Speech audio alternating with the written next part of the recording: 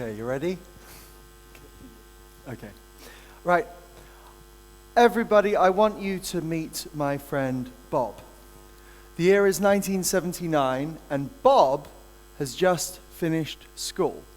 But he's not really cut out for university, so he's going to get a job at his local work factory, where he's just going to earn $10,000, or just over a year. In today's money, that's about $44,000. So he's earning enough money to save about $2,000 to $3,000 a year. Now, at the time, house prices hover at about $38,000. This means that Bob is able to buy a house by the time he's 25 years old.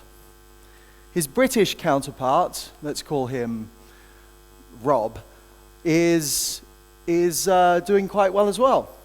He's able to buy a house by the time he's 24. Not bad for two 20-somethings with no real qualifications in an average job. Fast forward 40 years, and Bob and Rob are happily retired with their wives.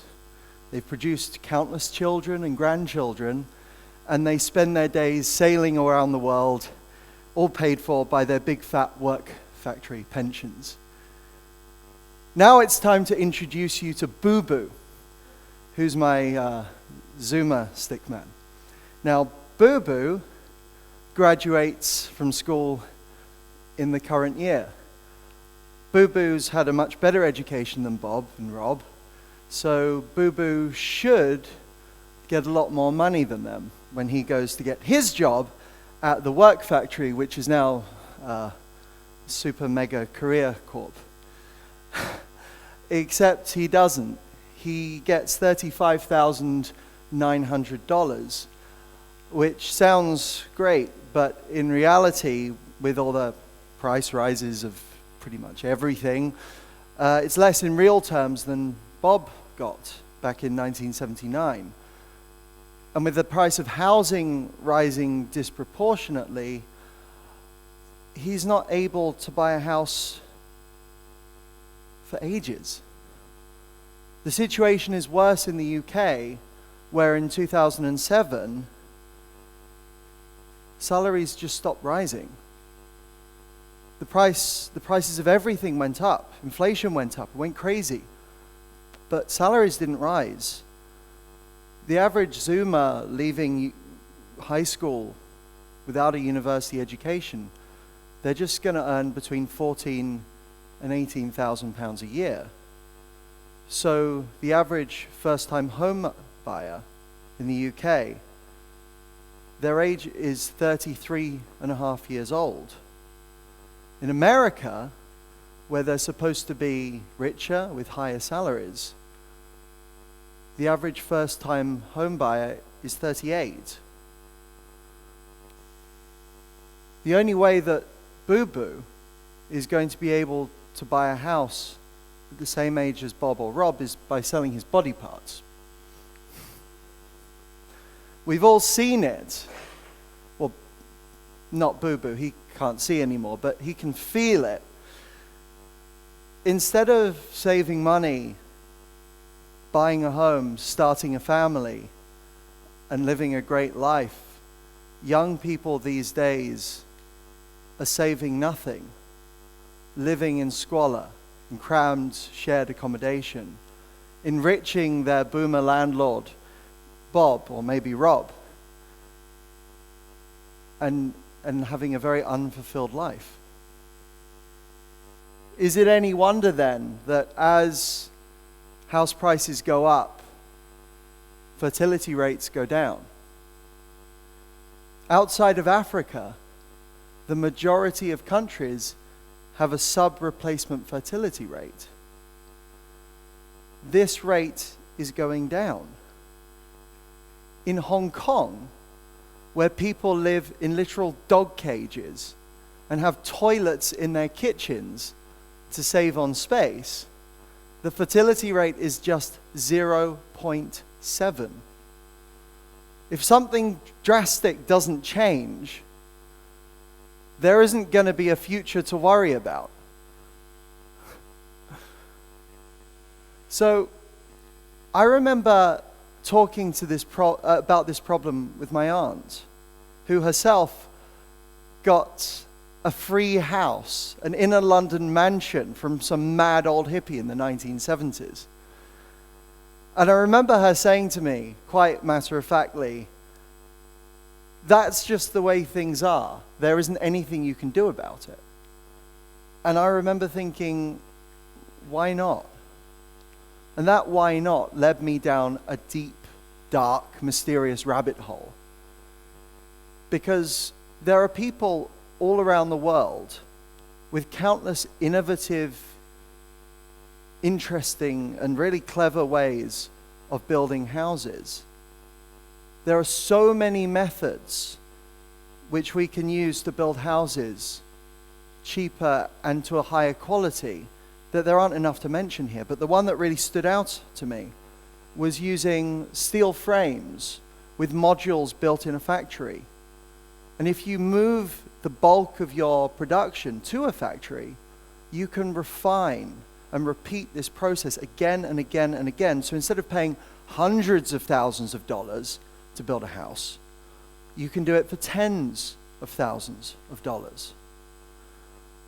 So with this in mind, you could build a house in the southeast of England, despite the high land costs and despite the costs of labor for the minimal work which is still required on site, for less than £100,000.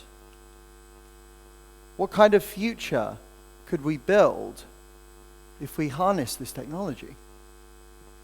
I think about the types of communities which have sprung up all over China over the past few decades.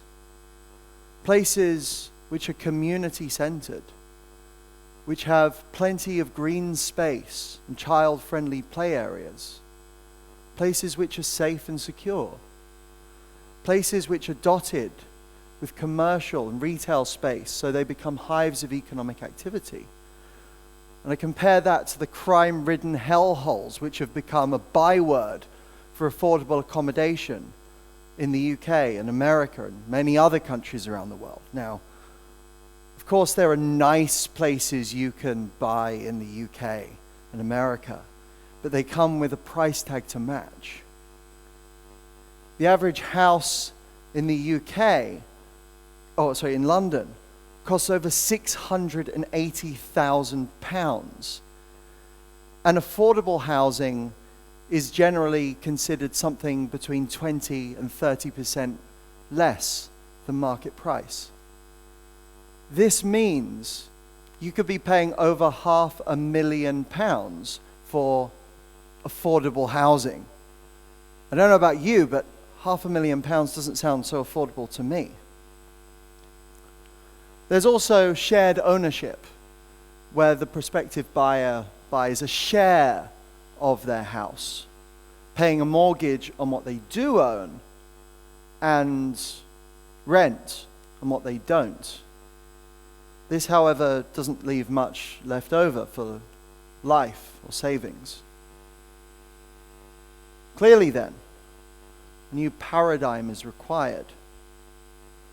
Why can't we harness the technology that allows us to build houses to a higher quality and to a lower cost? Why can't we learn from the way they build in China, the community-centered, economically fruitful places that they've built here? Why can't we do that? Well, I believe that we can, and I want to create a new paradigm. This paradigm I call Jerusalem, after the William Blake poem, in which he says, "I will not cease from mental fight, nor will my sword sleep in my hand, till we have built Jerusalem in England's green and pleasant land." So what does a Jerusalem community look like? What makes it different from affordable housing which is already out there? Well, for one, we're not going to base our house prices on what the market says.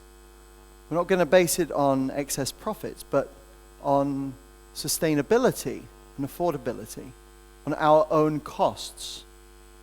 I believe that I can create a sustainable model based on profits of only 20% plus our costs. With this, we can create a snowball effect, building bigger, better, more beautiful communities every time we do a project. I estimate this means selling houses in the southeast of England for between 90 and 150,000 pounds. Now, this is way cheaper than what's already out there. So of course this is going to create a flurry of interest, which for me is another opportunity to do something better than what already exists. With all these people who would like to live in a Jerusalem community, I'm going to give preference to people who work and live in the area already.